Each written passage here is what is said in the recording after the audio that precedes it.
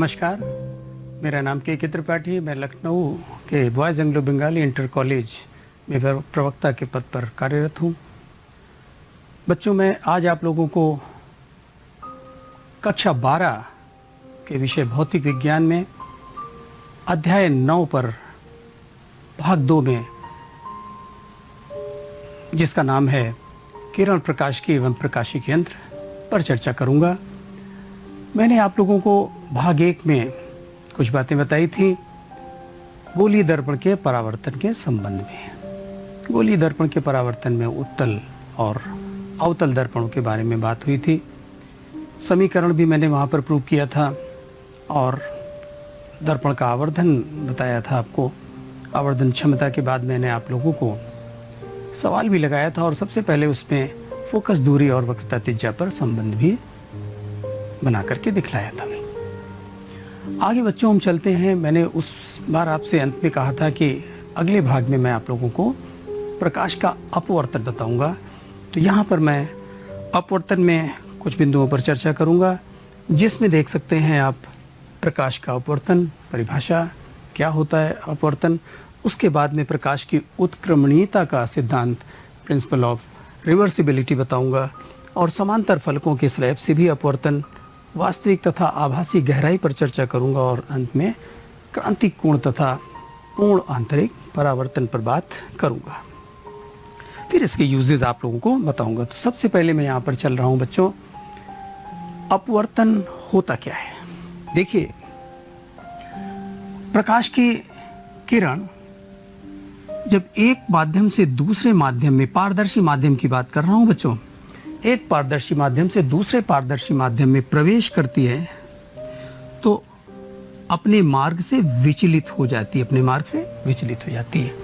ये अभिलंब आपको दिखलाई दे रहा है और अभिलंब की ओर ये झुक जाना इसका, या फिर यहां पर देख सकते हैं आप अभिलंब से दूर हट जाना, अपने मार्ग से विचलित हो जाना है। माध्यम पारदर्शी एक है और ये दूसरा पारदर्शी माध्यम है। ठीक इसी प्रकार से ये एक माध्यम और ये दूसरा माध्यम है।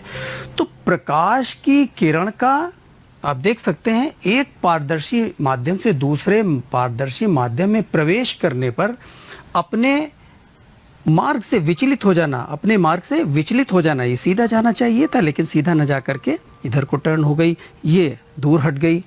इसी घटना को प्रकाश का अपवर्तन कहते हैं बच्चों। अब ये जो अपवर्तन हो रहा, अपवर्तन का कारण भी है, वो भी मैं आपको बताऊं। अपवर्तन का कारण देखिए क्या है कि प्रकाश, अभी मैं आपसे उस पर भी बात कर लूं, प्रकाश की चाल भिन्न भिन्न माध्यमों में भिन्न भिन्न होती है। तो जब एक पारदर्शी माध्यम से दूसरे में जाएगा तो प्रकाश की चाल में परिवर्तन होगा, अर्थात अपने मार्ग से मुड़ जाएगा।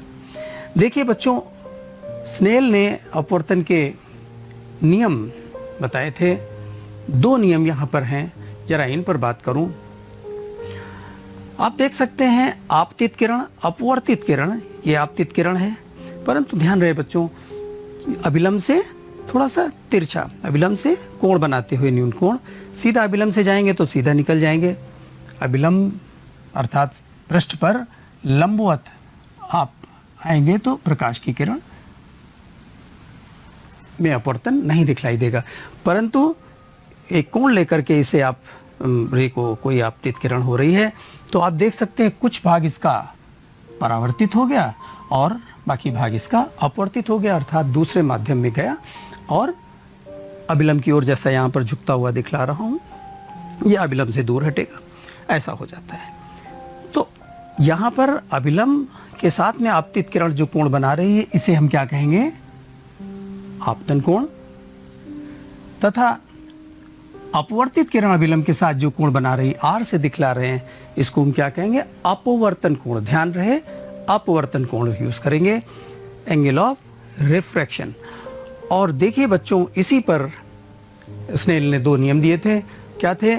आपतित किरण दिखलाई दे रही है आपको, अर्थात ये अपवर्तित किरण आपको ये दिखलाई दे रही है, तथा अंतरा पृष्ठ के आपतन बिंदु, अंतरा पृष्ठ, ये जो पृष्ठ है हमारा, इसके आपतन बिंदु अर्थात यहां पर अभिलंब, तीनों एक ही तल में होंगे, आपतित किरण, अपवर्तित किरण अभिलंब अंतरापृष्ठ के बिंदु पर मिल रहे हैं यहाँ पर और एक ही तल में होंगे। पहला नियम था। दूसरा नियम स्नेल ने देखिए क्या दिया, आपतन कोण की साइन अर्थात ज्या, जिसको आप क्या कहेंगे साइन आई, तथा अपवर्तन कोण की ज्या में एक निश्चित अनुपात होता है, कांस्टेंट। ये नियतांक है, इसी को हम नाम देते हैं कितना, दूसरे माध्यम का। दूसरा माध्यम यदि है और ये पहला माध्यम यदि हमारे पास यहाँ पर एयर है या ग्लास है, एयर है मान लीजिए पहला माध्यम यहाँ पर, तो पहले माध्यम के सापेक्ष में अपवर्तनांक। ये 2-1 का मतलब है बच्चों, इसे क्या कहेंगे, दूसरे माध्यम का अपवर्तनांक पहले के सापेक्ष। दूसरा माध्यम यहाँ पर जो भी है, अगर ग्लास है तो ग्लास का होगा अपवर्तनांक वायु के सापेक्ष में, एयर के सापेक्ष में। तो यहाँ पर ये sine I upon sine R एक निश्चित अनुपात है, इसका मान फिक्स है। और बच्चों ये अपवर्तनांक, दूसरे माध्यम का अपवर्तनांक पहले के सापेक्ष में बता रहा हूँ, जो इसका मान आई पर निर्भर नहीं करता है, इसका मान पदार्थ पर निर्भर करता है। आप लोगों को यहाँ पर बच्चों ये भी बताना चाहूँगा, देखिए जरा सा कि कारण इसका अपवर्तन का क्या है, भिन्न भिन्न माध्यमों में प्रकाश की चाल भिन्न भिन्न होती है।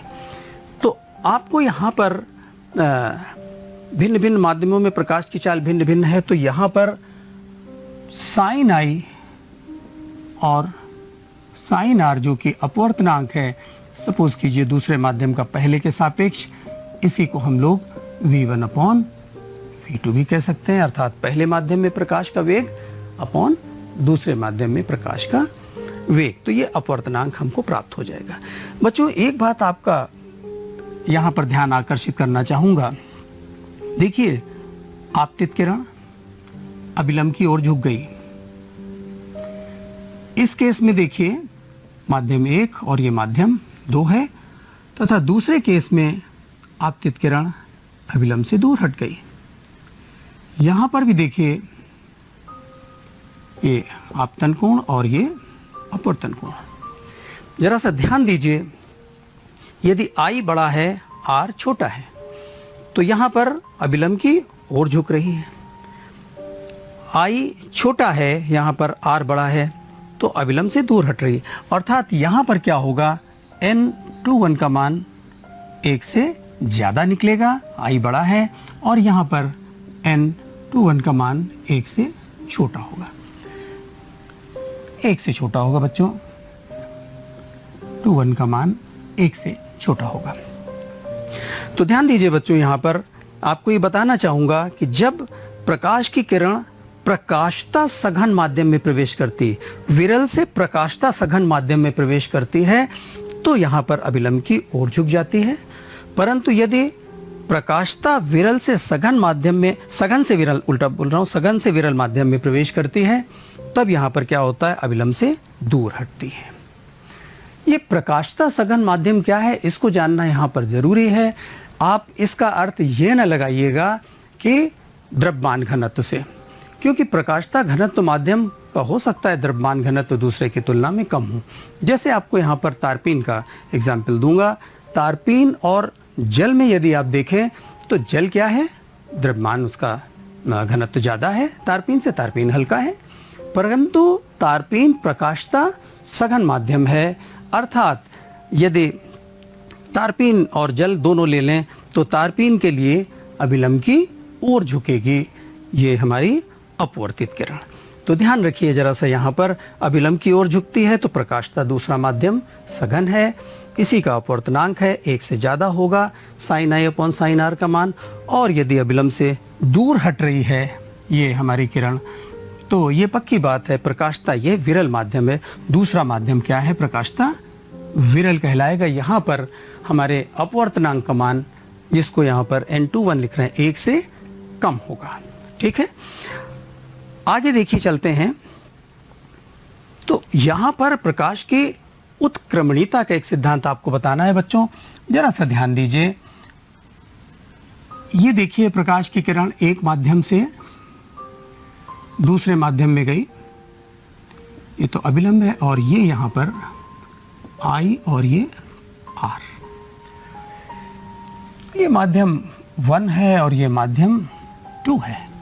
तो आप यहाँ पर क्या कहेंगे, n/1 का मान कितना होगा, sin I upon sin R। परंतु यदि बच्चों माध्यम 2 से 1 में जा रहे होते, ये माध्यम 2 है मान लीजिए हमारा, इससे 1 में जा रहे हैं, इस तरफ से चल रहे हैं, 2 से 1 में जा रहे हैं, तो आप इसे क्या कहेंगे, n/2।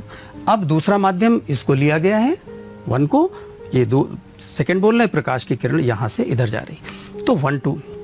तो 1 का थ्रू के सापेक्ष क्या होगा, अब ये जा रही है तो ये क्या हो गया, यहां पर से दूर हट गई, ये दूर हट गई। तो इसी में देखिए, तो यहां पर अब आप इसको क्या लिखेंगे, sine R upon sine I, क्योंकि आपतन कोण यहां पर R हो गया है और अपवर्तन कोण दूसरा माध्यम जो जिसमें जा रही है, प्रवेश कर रही है, इस एरो पे ध्यान दीजिए, तो अब वो क्या हो गया, I हो गया है। अब दोनों समीकरणों को यदि आप गुणा कर देते हैं, देखिए, तो n/1 n/1 बराबर sine I upon sine R into sine R upon sine I, अर्थात ये कैंसिल होने के बाद आपको कितना देगा, 1। तो देख लीजिए, हमारे पास यदि किसी माध्यम का अपवर्तनांक दिया है, माध्यम 1 का अपवर्तनांक 2 के सापेक्ष दिया है, तो हम उसका उल्टा अर्थात 2 का अपवर्तनांक 1 के सापेक्ष ज्ञात कर सकते हैं। माध्यम 1 का अपवर्तनांक 2 के सापेक्ष 3/4 दिया है, तो माध्यम 1 का अपवर्तनांक 2 के सापेक्ष क्या हो जाएगा, उल्टा हो जाएगा। ठीक है, तो उत्क्रमणिता के सिद्धांत में आपको यह ध्यान देना है, यदि देखिए n ऑफ ग्लास आपको प्राप्त करना है और दिया है हमें ये एयर का ग्लास के रिस्पेक्ट में दिया है, और यदि ये मान दिया हुआ है 2/3 एयर का ग्लास के तुलना में अपवर्तनांक, तो ये उलट जाएगा और कितना हो जाएगा, 3/2। तो ये उत्क्रमणिता का सिद्धांत आपने देखा। यहीं पर बच्चों आपको बताना चाहूँगा, ये पार्श्विक इसका विस्थापन भी समझाना था। देखिए यहाँ पर प्रकाश की किरण आपतित हुई, विरल से सघन माध्यम में जा रही है, तो अभिलंब की ओर झुक गई, ये अभिलंब की ओर झुक गई। पुनः ये सघन से विरल में जा रही है, तो अभिलंब से दूर हट गई, ये निकली निर्गत किरण इस प्रकार से।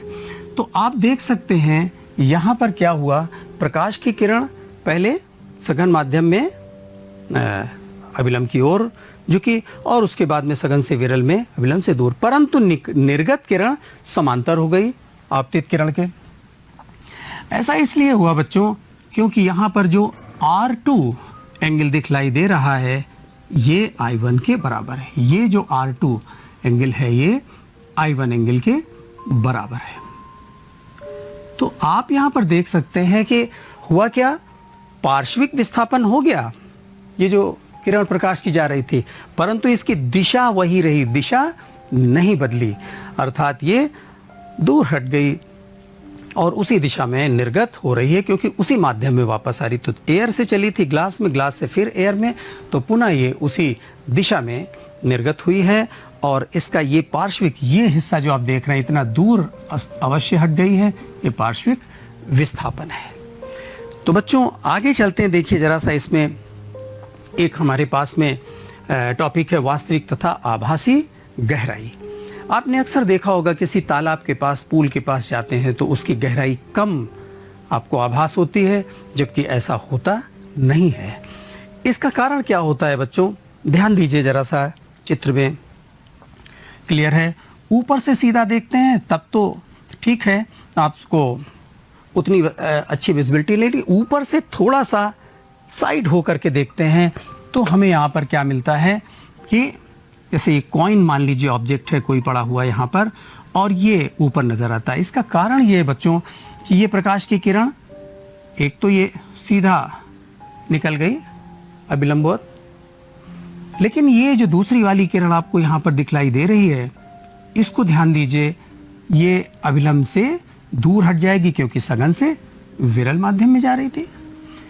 ये कोण यदि आई था तो एकांतर कोण से ये भी कोण हमारा आई होगा, परंतु अपवर्तन का ये कोण आर यदि है तो संगत कोण से ये भी आर होगा बच्चों।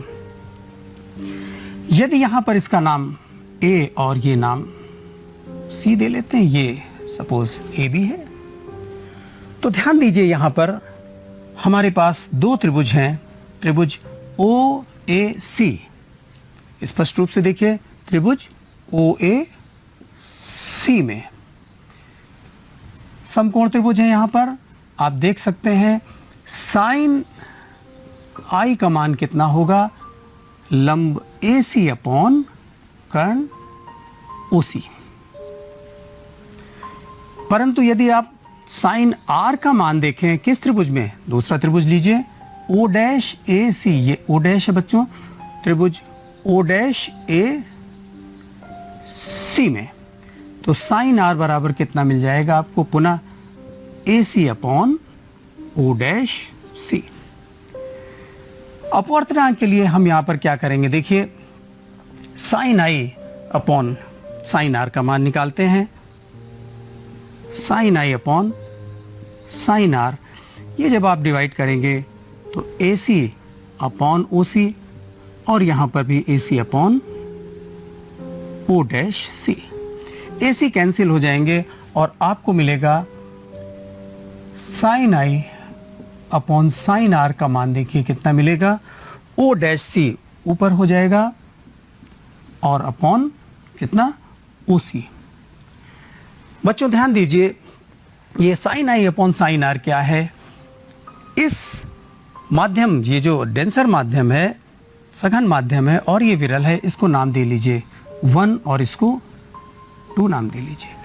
तो आप माध्यम 2 से 1 में जा रहे हैं, अर्थात इसे आप क्या कहेंगे, माध्यम 1 का 2 के सापेक्ष अपवर्तनांक, माध्यम 1 का 2 के सापेक्ष अपवर्तनांक कहेंगे।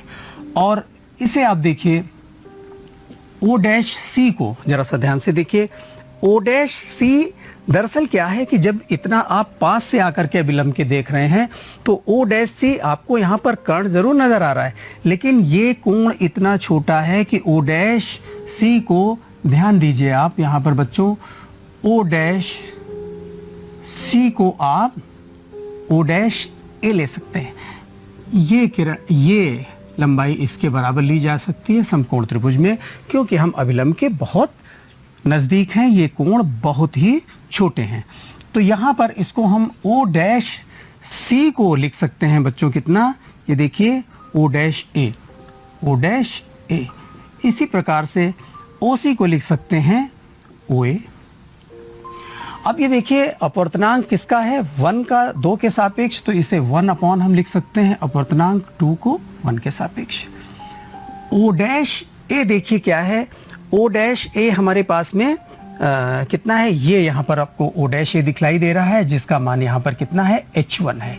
ये दिखलाई दे रहा है ओ डैश ए का मान, H1 है ओ डैश ए का मान।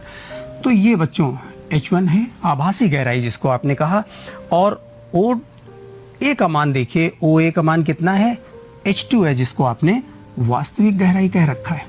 तो अब बच्चों ध्यान दीजिए, हम यहां पर H1 को निकाल सकते हैं किस तरीके से, H2 अपॉन N21, अर्थात वास्तविक गहराई को आप अपवर्तनांक से भाग कर देंगे तो आपको आभासी गहराई प्राप्त हो जाएगी। तो इस प्रकार से बच्चों इसका हम आभासी गहराई ज्ञात कर सकते हैं। इसके बाद बच्चों हमारे पास एक और यहाँ पर बहुत ही इंटरेस्टिंग टॉपिक है। देखिए डेली लाइफ में इसका कितना यूज़ होता है हमारे सराउंडिंग में, उस पर हम आपसे बात करने जा रहे हैं, जिसको यहाँ पर कह रहे हैं पूर्ण आंतरिक परावर्तन। लेकिन उससे पहले क्रांतिक कोण की भी बात करेंगे। देखिएगा जरा सा चित्र में ध्यान दीजिए, ए से एक किरण सीधा निकल गई। एक बात पहले ही आपसे कहूं, ध्यान रखिएगा, ये हमारा डेंसर मीडियम है और ये रेयरर मीडियम है, अर्थात डेंसर से रेयरर मीडियम में आप जा रहे हैं, ठीक है, सघन से विरल माध्यम में आप जा रहे हैं यहाँ पर। तो बच्चों ध्यान दीजिए, एक किरण ये सीधी चली गई, ठीक है, दूसरी किरण यहाँ से O से O1 पे पड़ती है, O1 पे पड़ती है। क्या होगा, सघन से विरल माध्यम में जा रहे हैं तो अभिलंब से दूर हटेगी कोण, अपवर्तित किरण क्या होगी, अभिलंब से दूर हट जाएगी। R का मान यहाँ पर I से अधिक होगा। और दूरी पर जाके यहाँ पर O2 पर देखते हैं बिंदु पर क्या हो रहा है। देखिए I डैश का मान I से ज़्यादा हो जाएगा दूर हटने पर यहाँ पर, तो जब I डैश बढ़ गया तो R डैश का भी मान ज़्यादा हो गया, अपवर्तन कोण और अधिक हो गया। तीसरी स्थिति देखिए जरा सा O3 की। अब क्या हुआ, I के किसी मान के लिए I और बढ़ते हुए यहाँ पर IC नाम दिखलाया है बच्चों। और अब क्या हुआ, अपवर्तन कोण बढ़ते बढ़ते कितना हो गया, 90 डिग्री पर हो गया। तो जब ये 90 डिग्री पर आपने देखा, यहाँ पर सघन से विरल माध्यम में जा रही है प्रकाश की किरण, अभिलंब से दूर हटेगा, अर्थात R ज्यादा होगा I से। पुनः I को आपने और बढ़ाया, R भी और बढ़ गया। अब I को आपने इतना बढ़ा दिया कि R कितना हो गया, एंगल ऑफ रिफ्रैक्शन कितना हो गया, अपवर्तन कोण का मान 90 डिग्री हो गया। 90 डिग्री मान जब हो गया, इसी समय पर इस आपतन कोण को क्या कहेंगे, क्रांतिक कोण कहेंगे। तो बच्चों आपतन कोण का वह मान जिसके लिए अपवर्तन कोण 90 अंश का हो जाए क्या कहलाएगा, क्रांतिक कोण कहलाएगा। तो अपवर्तन कोण का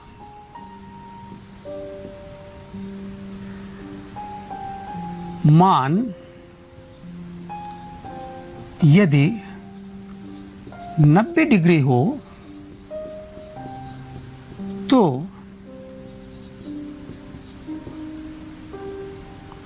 आपतन कोण I को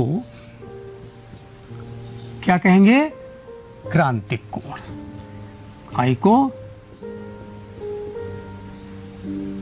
क्रांतिक कोण कहेंगे।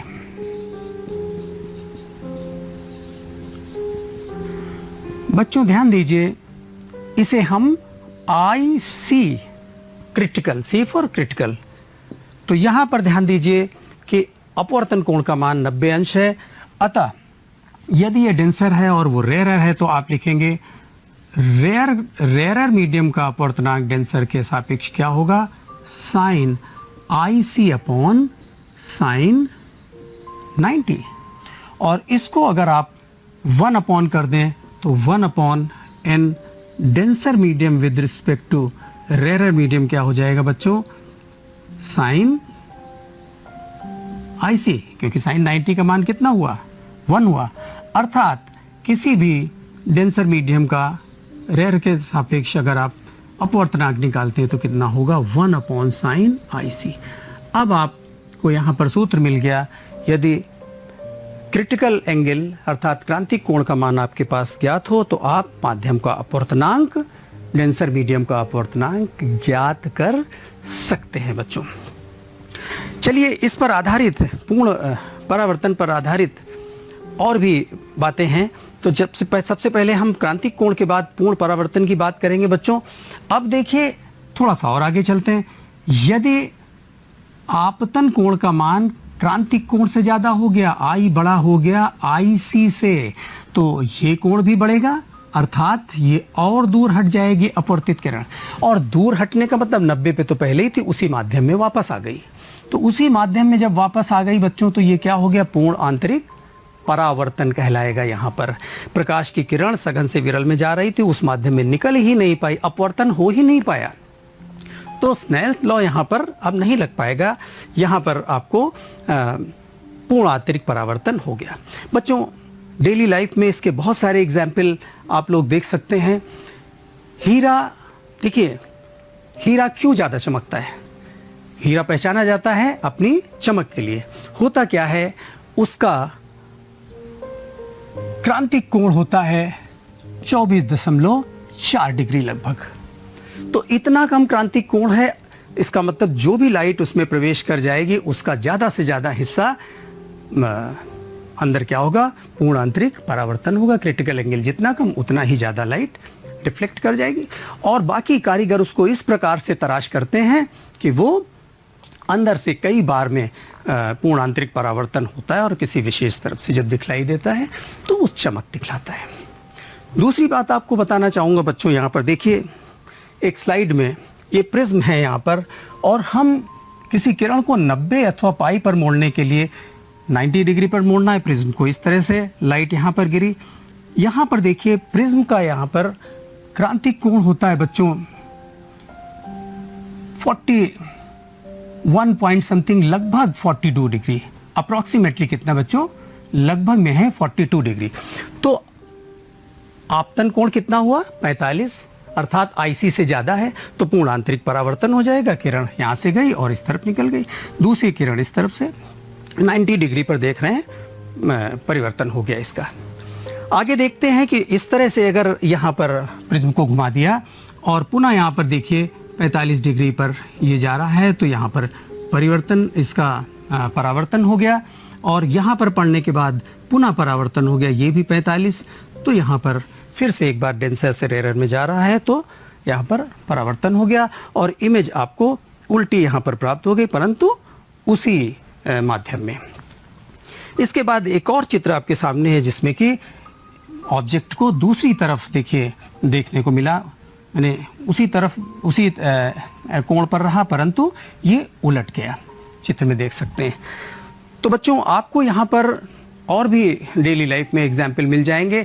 ऑप्टिकल फाइबर्स होते हैं, तंतु होते हैं, प्रकाशिक तंतु, जिनमें क्या होता है कि जो कोर होता है, देखिए 2 पार्ट में होता है। ऑप्टिकल फाइबर्स आपको बताऊं, एक तरफ से लाइट यहाँ पर भेजी जाती है और दूसरे एंड पर लाइट निकलती है। तो होता क्या है, ये 2 पार्ट से होता है। इसका सेंटर पार्ट होता है कोर कहलाता है, जो उसका अपवर्तनांक ज़्यादा होता है आवरण से। ये जो क्लैडिंग होती है ऊपर की बच्चों, इसका अपवर्तनांक सेंटर से कम होता है। तो प्रकाश की जब किरण कोई यहाँ पर तिरछी प्रवेश करती है तो यहाँ पर क्या होता है, डेंसर से रेयर में जाती है तो इसका क्या हो जाता है, पूर्ण आंतरिक परावर्तन। पुनः इस तरफ पड़ती है, फिर से यहाँ पर पूर्ण आंतरिक परावर्तन। इस तरह से ये परावर्तित होते हुए और यहाँ पर से निर्गत होती है। तो देख सकते हैं यहाँ पर निकलने पर इसका क्षति लगभग ना के बराबर हो रहा है और ये पूरी तरह से आपको दूसरे एंड पर वापस मिल गई। इसका प्रयोग बच्चों डॉक्टर्स वगैरह बहुत करते हैं, शरीर के अंदर के दृश्यों का अवलोकन करने के लिए। प्रकाश के बहुत सारे तंतुओं से प्रकाश को भेजते हैं एक सिरे से दूसरे सिरे पर और उससे वहाँ का दृश्य अवलोकन करते हैं। आपने अपनी डेली लाइफ में बहुत सारे लैंप इस तरह के देखे होंगे सजावटी, जिनमें कि शावर की तरह से टिप से प्लास्टिक के जो तंतु होते हैं उनसे लाइट का निकलना देखा होगा, वो भी इसी पर आधारित है बच्चों। तो अब आपसे कहना चाहूँगा, ये बातें आपको अवश्य समझ में आई होंगी। इन प्रश्नों का आप हल ढूंढिएगा, आसान है, अपवर्तनांक पर है, देखिए दूसरा पूर्ण आंतरिक परावर्तन की शर्तें आपको लिखनी इत्यादि, अवश्य इस पर कार्य कीजिएगा। आगे आपसे पुनः एक बार कहना चाहूँगा, यदि आपको ये प्रस्तुत अध्याय के संबंध में जानकारी लेनी है तो दीक्षा ऐप आप लोग जरूर डाउनलोड कर लीजिए, उस पर आपको इससे संबंधित सभी बातें प्राप्त हो जाएंगी। आपको ये भी बताना चाहूँगा, यदि कोई बिंदु पर शंका है तो अपने अध्यापकों से, अपने शिक्षक से online e learning WhatsApp virtual classes में पूछकर अपने शंका का समाधान कर सकते हैं। ये चैनल बच्चों यूट्यूब पर भी उपलब्ध है, आप इसे डाउनलोड करके देखेंगे।